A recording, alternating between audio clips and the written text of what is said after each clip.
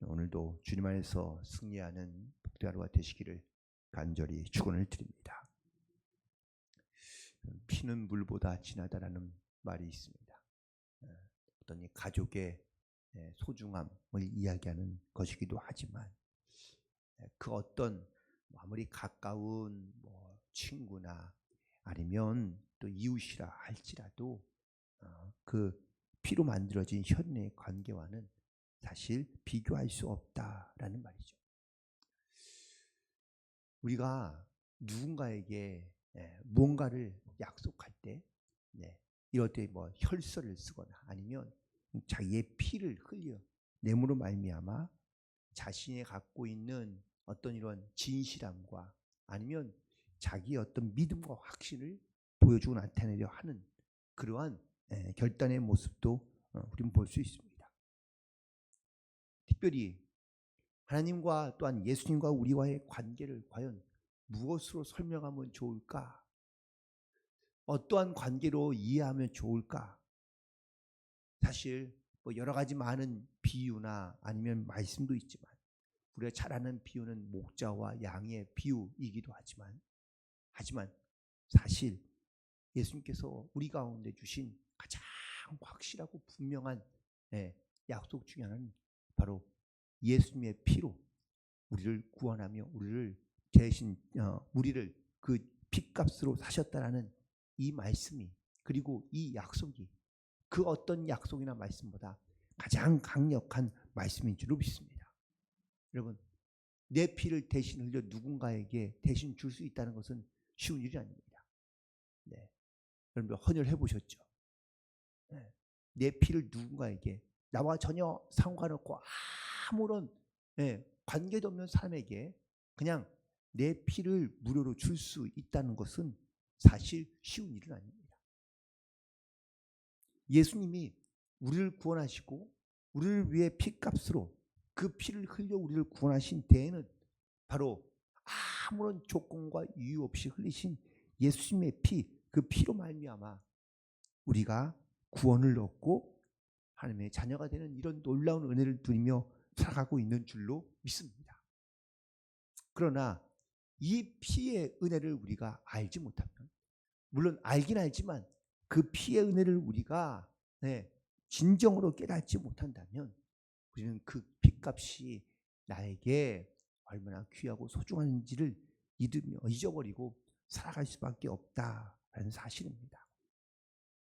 오늘 본문에 있는 이 말씀은 바로 이 피값에 대한, 그리스도의 피의 은혜에 대한 말씀을 우리 가운데 주고 계신데, 그 피값을 알게 하기 위하여 바로 이스라엘 백성들이 대속죄일에 드리는 그 피에 대하여 말하고 있습니다. 또한 그 피를 가지고 하나님 앞에 나아갈 때 성소 그리고 있고, 또한 그 안에 지성소가 있는데 이 지성소에 들어가기까지 어떻게 들어가야 하는지, 그런 복잡한 절차나 아니면 정해진 어떤 예법이 다 있는데 예수님의 피로 말미암아 이 모든 것들이 다 사라지고 단번에 내가 하나님 앞에 나아갈 수 있다는 것이, 이것이 얼마나 큰 은혜인지를 우리 가운데 말씀하고 있는데, 오늘 본문에 있는 말씀 가운데 가장 핵심적인 말씀을 꼽으라면 바로 11절부터 13절까지 14절까지에 있는 말씀입니다. 먼저 11절에 있는 말씀에 보면 장래의 좋은 일을 위하여 바로 이 땅 가운데 오시며 또 우리 가운데 행하신 일들에 대하여 말하고 있습니다. 이 장래의 좋은 일이란 과연 어떤 일일까요? 그건 바로 우리를 구원하시기 위한 하나님의 계획이며 하나님의 또한 약속인 것을 말할 수 있습니다. 하나님께서 이스라엘 백성들에게 물론 계명과 모든 예법을 말씀해 주셨습니다. 그 예법과 제사로 말미암아 모든 죄가 깨끗하게 지고 또한 자유해질 수 있는 이러한 놀라운 하나님의 은혜를 약속해 주셨지만, 그 예법과는 옛날과는 비교도 할 수 없는 더 좋은 것, 그 더운 일을 의미하고 있는 것이죠.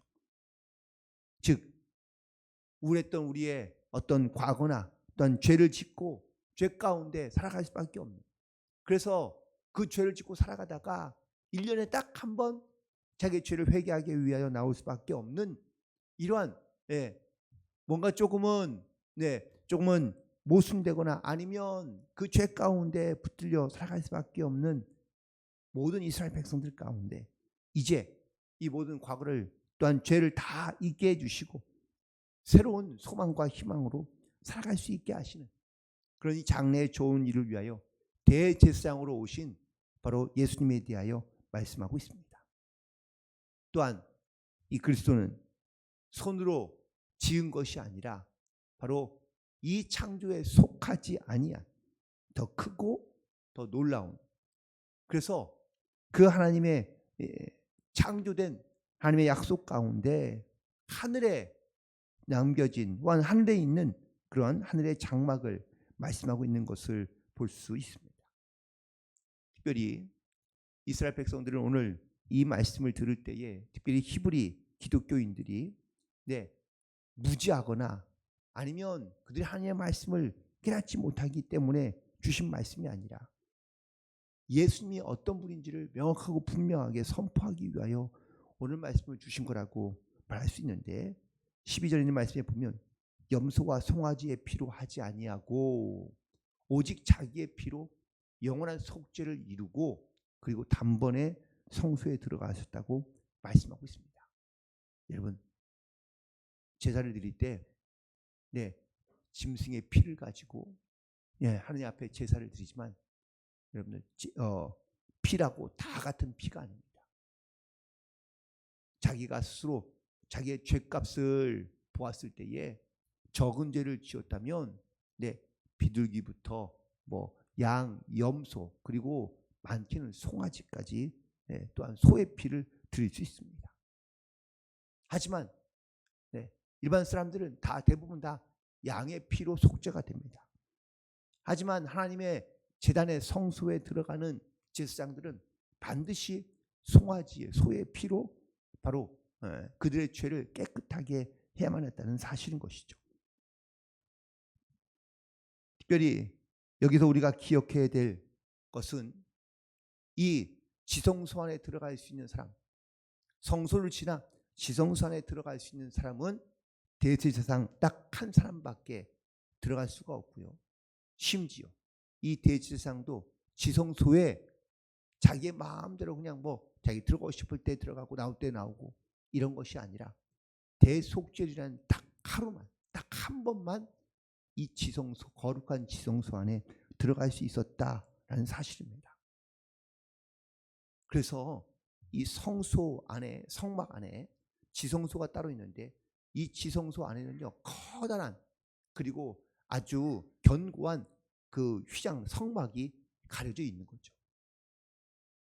그래서 이 성막과 지성소를 구별하여 아무나 들어가지 못하게 하고 그 지성소 안에는 또 더욱더 거룩하게 하여 1년에 딱 한 번만 들어갈 수 있도록 만든 지성소입니다.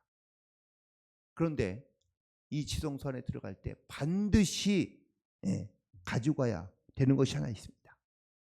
그렇지 않으면 아무리 대제사장이라도 이 지성소 안에 들어갔다 나오면 죽고 마는데 그것은 바로 제물의 피입니다. 특별히 염소나 아니면 양의 피는요 백성들의 죄를 사하기 위하여 가지고 들어가는 피입니다. 그리고 지성소 안에서 뿌리는 것이죠. 또 송아지의 피나 소의 피는 제사장들을 혹은 대제사장을 위하여 그 죄를 즉 피값으로 해결하기 위하여 뿌리는 피인 것입니다. 7절에 있는 말씀 보시면 오직 둘째 장막은 지성소를 말합니다. 대제사장이 홀로 1년에 한 번 들어가되 자기와 백성의 허물을 위하여 드리는 피 없이는 아니하나니. 다시 말하면 이 죄를 깨끗하게 하기 위하여 반드시 피를 가지고 들어가야 한다라는 것을 말씀하고 있습니다. 이 피는 대제사장과 백성들의 피를 용서받기 위하여 흘리는 피인 것이죠. 따라서 하나님이 계셨던 바로 그 지성소 안에는 첫 번째는 아무나 들어가지 못하고, 두 번째는 아무 때나 들어가지 못하고, 세 번째는 빈손으로 들어갈 수 없는 곳이라는 겁니다. 그래서 이 죄를 한번 용서받는데 이렇듯 힘든 절차와 과정이 있었다는 것을 말씀하고 있는 것이죠. 특별히 염소와 송아지, 이 피는요, 죄송하지만 1년짜리 피입니다. 다시 말하면 대속죄일이 되면 또다시 자기의 죄를 용서받기 위하여 피를, 이런 염소나 양의 피를 가지고 나오고 송아지의 피를 가지고 나올 수 있는 것이죠. 1년마다 사실은 이런 제사를 드리고 죄를 용서받고, 그리고 그때에 자기의 죄가 깨끗해졌다는 것을 고백하며 느끼며 살아갈 수 있습니다. 여러분 한번 상상해 보세요. 내가 딱 하려면 1년에 한번 교회 와서 이렇게 제물을 드리고 내 죄를 깨끗하게 하면은, 그러면 그 죄를 씻은 날은 어떤 기분이 들까요? 아, 이제 내가 깨끗해졌구나. 아, 내가 이제 새롭게 살아야지. 그런데 그 깨끗한 모습과 그 깨끗한 영적인 상태를 얼마나 과연 우리가 유지할 수 있을까? 쉽지 않다는 겁니다. 그래서 어떻게든 그 죄를 짓지 않기 위하여 이스라엘 백성들은 율법을 지키고 계명을 지키려 노력합니다. 그렇지만 자기들이 언제 어떻게 죄를 짓는지 다 기록하는 건 아닙니다. 하지만 적어도 하나님께 주신 말씀과 계명대로 그들이 하나님의 은혜를 잊지 않고 그 죄를 사한 그 은혜를 잊지 않고 살아가기 위하여 노력할 뿐인 것이죠.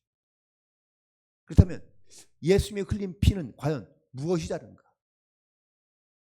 첫 번째는 바로 오늘 본문에 있는 말씀, 8절에 있는 말씀인데, 12절에 있는 말씀 봐야 되겠네요. 12절에 있는 말씀을 같이 보겠습니다. 염소와 송아지의 피로 하지 아니하고 오직 자기의 피로 영원한 속죄를 이루사 단번에 성소에 들어가셨느니라 라고 말씀하고 있습니다. 여기서 말하는 성소는 지성소를 의미하고 있는 겁니다. 지성소는 어떤 것입니까? 거룩하여 제사장도 1년에 딱 한 번 들어갈 수 있는 거룩한 장소를 말하고 있습니다. 그런데 이 성소까지 단번에 들어가게 했다라는 겁니다. 이스라엘 백성들은 아무리 자기들이 자기의 죄를 씻기 위하여 염소나 아니면 양의 피를 가져왔다 할지라도 성막 안으로, 성소 안으로 들어갈 수 없습니다. 왜냐하면 그건 거룩한 곳이기 때문에 그렇죠. 죄 있는 사람은 절대로 들어가면 안 되는 곳. 대제사장도 자기의 죄를 깨끗하게 하지 않고는 들어갈 수 없는 곳, 가장 거룩한 곳이기 때문에, 하나님을 만나는 곳이기 때문에, 그래서 그곳까지 들어갈 수 없던 겁니다. 그런데 오늘 놀랍게도 이 히브리서 기자는 모든 이스라엘 백성들이 하나님께서 예수님의 이 핏값으로 말미암아 우리가 영원한 속죄를 이루고 단번에 그 지성소 안으로 들어갈 수 있게 되었다라는 사실을 말하고 있습니다. 여러분 이게 얼마나 놀라운 사건인지 알 수 없습니다. 앞서 말씀드린 대로 이스라엘 백성들은 죄를 씻고 또한 그 죄를 짓지 않기 위하여 어떻게든지 말씀과 율법대로 살려고 노력합니다. 특별히 그래서 부정한 것을 만지면 그 부정한 것에 대한 하나님의 명령과 말씀이 꽤나 오랫동안 지속되는 것을 알 수 있습니다. 민수기 19장에 보면 제사장이 부정한 사람의 육체를 만지고 나면 바로 이 소와 그리고 그 피로 부정한 사람을 태우고 난 다음에 그 죄를 몸에 뿌립니다. 그러면 바로 정결을 지느냐? 아니요. 그 죄를 더 뒤집어 쓰고 나중에 씻고 난 다음에 일주일이 지나고 나서야 다시 제사장의 직무를 할 수 있다는 것이죠.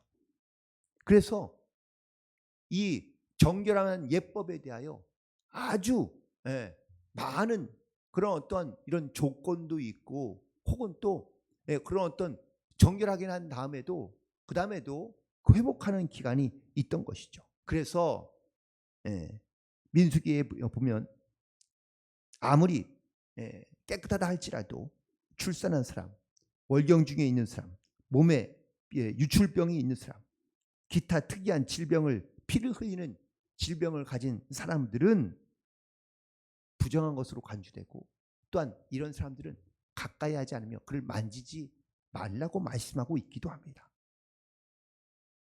우리가 잘 알고 있는 선한 사마리아인의 비유, 누가복음 10장에 등장하고 있는 비유를 잘 아시죠?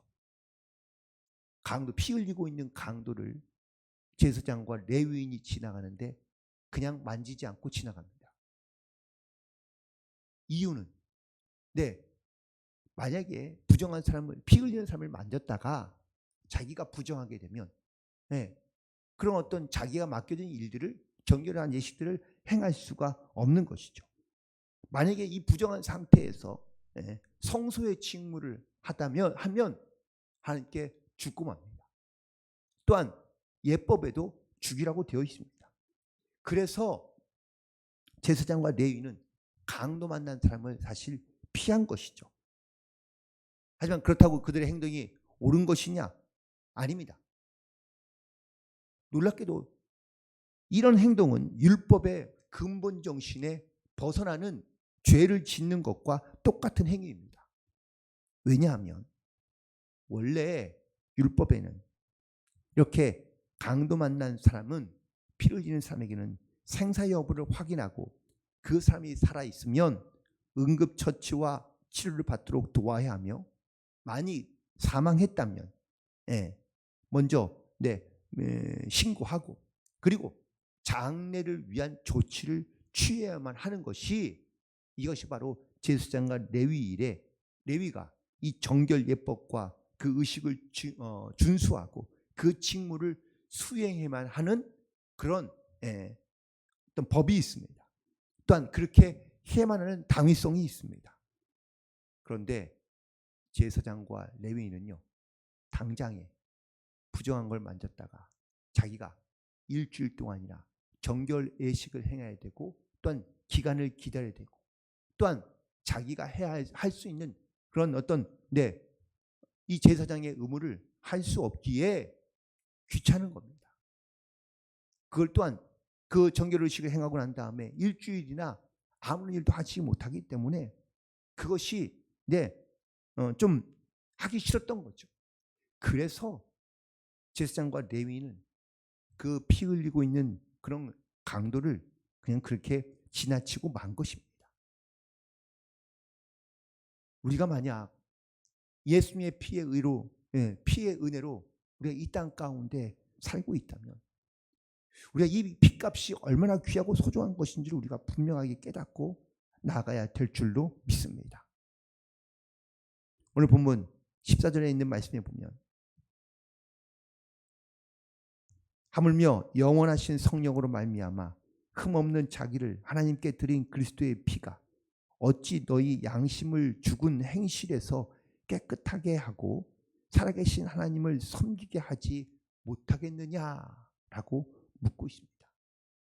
여기 보면 우리의 양심이 죽은 행실처럼 살아가고 있지 않느냐라고 묻고 있는 질문이며, 또한 우리의 양심이 죽은 행실에서 깨끗하게 되어 우리 하나님을 섬기는 일을 우리가 기쁨으로 할 수 있지 않겠느냐라고 말하고 있는 이 말씀은, 내가 예수님의 그 피값의 은혜를 아는 자, 그래서 내가 하나님 앞에 가까이 나아갈 수 없으며 우리가 성소 안에 들어갈 수 없었지, 지성소 안에 들어갈 수 없었지만 이 예수님의 피로 말미암아 우리가 지성소 안에 그 거룩한 자리에 들어갈 수 있게 되었고, 또한 내가 살아가면서 내가 죄를 짓고 살아가는 것, 내가 이것이 죄인지 아닌지 구별할 수 있는 이런 양심, 그 깨끗한 양심, 또한 내가 죽은 행실로, 즉 내가 하나님을 믿는다 하지만 내가 하나님의 말씀대로 행하지 못하며 살아가는 여러 가지 많은 이 죽은 행실에서 우리가 하나님의 그 피의 은혜, 그 피값으로 우리를 새롭게 하신 그런 주님의 그 은혜 가운데 우리가 살아갈 수 있지 않겠느냐라고 우리 가운데 반문하고 있는 질문이기도 합니다. 사랑하는 성도 여러분, 우리가 예수님의 피의 은혜로 이 땅 가운데 이런 우리에게 주신 이 하나님의 말씀, 이 양심의 깨끗한 양심을 가지고 내가 이 죽을 수밖에 없는 그런 어떤 악한 행실 속에서 우리가 다시 깨끗하게 새롭게 살아갈 수 있는 그런 영적인 고백과 믿음을 가지고 우리가 나아갈 수 있게 되기를 간절히 소망합니다. 우리가 그 주님의 피의 은혜를 잃어버린다면, 그리스도의 피의 은혜를 잊고 살아간다면 우리는 내가 이 양심과 또한 깨끗함으로 살아있는 행실로 하나님을 섬기기가 어렵고 또 하나님의 뜻 가운데 살아가기가 어렵습니다. 다시 한번 우리를 죄에서 구원하신 그 그리스도의 피의 은혜를 다시 한번 고백하고 기억하며 오늘도 우리가 그 피의 은혜를 힘입어 우리가 깨끗하고 온전케 되어 하나님을 섬기는 자로 이 땅 가운데 승리하며 살아가는 복된 하루가 되시기를 간절히 소망하며 오늘도 그리스도의 피가 내 안에 살아있어 가는 곳곳마다 그리스도의 향기를 풍겨내는 복된 성도들 되기를 주님의 이름으로 간절히 축원을 드립니다. 기도하시겠습니다.